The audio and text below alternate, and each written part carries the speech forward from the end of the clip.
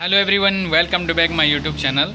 तो आज हम बात करेंगे आइब्यूकाइन सिरप के बारे में, आइब्यूकाइन प्लस सिरप के बारे में जानेंगे, इसके यूज, डोज, साइड इफेक्ट के बारे में। तो यदि अभी तक आपने हमारे चैनल को सब्सक्राइब नहीं किया है तो कृपया चैनल को एक बार सब्सक्राइब कीजिए, लाइक कीजिए, शेयर कीजिए, साथ में बेल आइकन को प्रेस कीजिए ताकि हमारे आने वाली वीडियोज़ की नोटिफिकेशन आप तक पहुँचती रहे। तो बात कर रहे हैं आइब्यूकाइन प्लस सिरप के बारे में। और आप देख सकते हैं इस तरह इसकी पैकेजिंग होती है। ये 60 ml की इसकी पैकेजिंग होती है और इससे बड़े उसमें भी आता है। तो इसको मैनकाइंड कंपनी के द्वारा बनाया जाता है।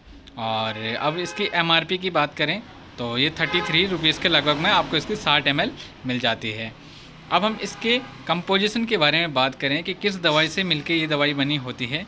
तो इसमें दो तरह के कंपोजिशन होते हैं, इसमें आप देख सकते हैं। तो एक होता है इसमें आइबुप्रोफेन जो 100 mg में होता है, और पैरासीटामोल इसमें 162.5 mg में होता है, 162.5 mg में इसमें पैरासीटामोल होता है। अब हम इसके मैकेनिज़्म ऑफ एक्शन के बारे में बात करें तो ये दवा किस प्रकार से कार्य करती है। तो ये दवा एक NSAIDs कैटेगरी की मेडिसिन होती है जिसको हम non steroidal anti inflammatory drugs कहते हैं, जिसका काम होता है बॉडी की उच्च टेम्परेचर को निम्न टेम्परेचर पे लाने का कार्य करती है। ये उस केमिकल मैसेंजर को ब्लॉक कर देती है जिससे हमारे बॉडी में सूजन आती है या हमारा टेम्परेचर हाई हो जाता है। तो जो वहाँ पे जाके ये उस केमिकल मैसेंजर को ब्लॉक कर देती है। अब इसके यूज के बारे में बात करें तो इसका प्रयोग बच्चों में किया जाता है। 1 साल से ऊपर के बच्चों में आप इसका प्रयोग कर सकते हैं। और यूज के बारे में बात करें तो बुखार में इसका प्रयोग किया जाता है। यदि बच्चे को बुखार आ रहा है, बहुत तेज़ मात्रा में बुखार आ रहा है, तो उस कंडीशन में आप इसका प्रयोग कर सकते हैं। फीवर में इसका प्रयोग कर सकते हैं।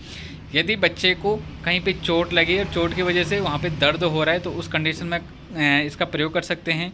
यदि कहीं पे स्वेलिंग आ रखे, सूजन आ रखे, तो उस सूजन को कम करने के लिए इसका प्रयोग किया जाता है, क्योंकि ये एंटी इन्फ्लेमेटरी गुण भी रखती है। तो इसका मतलब ये सूजन को घटाने का भी कार्य करती है। तो बुखार यदि बच्चे को हो रहा है, बच्चे को शरीर में दर्द हो रहा है, कहीं पे चोट लगी है उसकी वजह से दर्द हो रहा है, वह फोड़ा फुंसी बनी है, उस कंडीशन में इसका दर्द हो रहा है, या गले में टॉन्सिल बने हुए हैं, मम्पस जिसमें गले में सूजन आती है, तो उस कंडीशन में इसका प्रयोग कर सकते हैं। सूजन को घटाने के लिए इसका प्रयोग कर सकते हैं। किसी भी प्रकार के दर्द में इसका प्रयोग कर सकते हैं। यदि बच्चे को सिर में दर्द हो रहा है तो सिर के दर्द में भी इसका प्रयोग कर सकते हैं। माइग्रेन या हेडेक में इसका प्रयोग कर सकते हैं। तो किसी भी प्रकार का कोई दर्द हो तो उस कंडीशन में बच्चे में इसका प्रयोग किया जाता है। अब इसके डोज के बारे में बात करें तो जो 1 साल से 3 साल के बच्चे होते हैं उनको आप 2.5 ml सुबह शाम दे सकते हैं, 1 से 3 साल के बच्चे के लिए।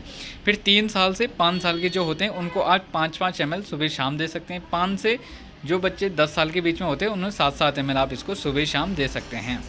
अब इसके साइड इफेक्ट के बारे में बात करें तो इसके कॉमनली साइड इफेक्ट हैं, नोज़िया हो सकती है, वॉमिटिंग हो सकती है, स्किन एलर्जी वगैरह हो सकती है। यदि आप इसको लॉन्ग समय तक यूज करते हो तो जो पैरासीटामोल है वो रिएक्शन, एलर्जिक रिएक्शन कर सकता है। लेकिन यदि आप इसको 2-3 दिन तक ले रहे हो और कोई रिएक्शन नहीं करता है, 2-3 दिन तक ये रिएक्शन नहीं करता है, यदि आपको इसको देने के बाद किसी प्रकार की कोई एलर्जी प्रतिक्रिया शरीर में होती है तो इस दवा का प्रयोग तुरंत बंद कर दें या अपने चिकित्सक से परामर्श कर सकते हैं। वैसे 2-3 दिन तक इसका साइड इफेक्ट नहीं आता है। तो आपको MRP इसकी बता दी हमने, यूज बता दिया और साइड इफेक्ट बता दिया। तो मिलते हैं आपको इसी प्रकार की नेक्स्ट वीडियो में, तब तक के लिए जय हिंद।